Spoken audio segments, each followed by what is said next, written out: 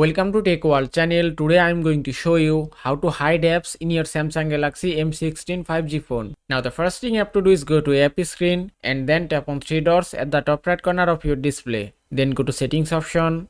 After that scroll down a bit and here you can see hide apps on home and app screen. Then just tap here and that's it. Now from here you can hide or unhide any app in your phone. Suppose if you want to hide Facebook, just select it and then tap on done.